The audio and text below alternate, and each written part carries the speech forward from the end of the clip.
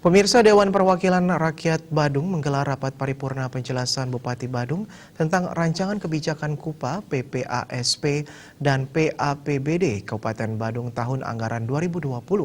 Pada rancangan perubahan APBD 2020 ini, pendapatan daerah dirancang sebesar 3,5 triliun lebih.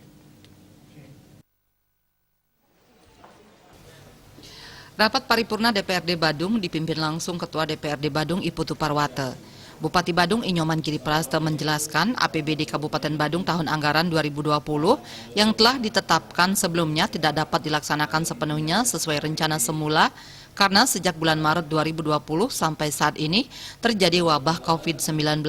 Hal itu menimbulkan dampak yang signifikan terhadap ekonomi yang menyebabkan penerimaan pendapatan asli daerah mengalami penurunan yang sangat tajam, khususnya penerimaan dari sektor pajak hotel dan restoran.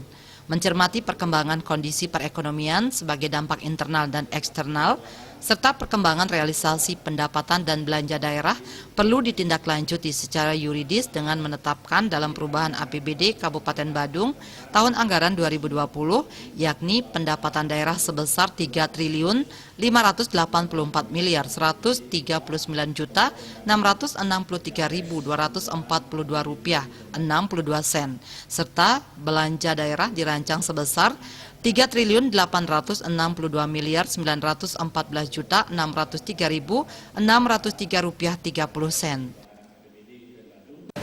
Kami harus yakin sehingga mau tidak mau kan kita sudah refocusing dan realokasi itu, termasuk juga penurunan angka pendapatan ini karena setelah bulan Maret ini sudah barang tentu kita sudah melihat salah satu contoh ketika kita buka hotel dan seterusnya, karena ada di wilayah negara yang melakukan kunjungan wisatawan ke Bali ini kan mereka di daerahnya memang lockdown sehingga tidak melakukan kunjungan ini. Tapi kami selalu optimis baik wisatawan mancanegara maupun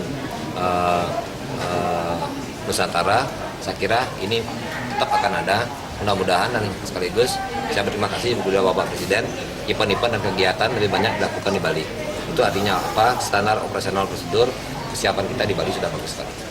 Sementara Ketua DPRD Badung Iputu Parwata mengapresiasi rancangan perubahan APBD 2020 yang masih memprioritaskan pada bidang pendidikan, infrastruktur, dan kesehatan. Hal yang disesuaikan terhadap adanya pandemi COVID ini. Jadi saya memberikan apresiasi kepada Bupati. Yang pertama, beliau prioritaskan masalah pendidikan. Yang kedua, kondisi pendapatan daerah seperti ini, tapi kita masih bisa membangun infrastruktur 395 miliar untuk membangun infrastrukturnya.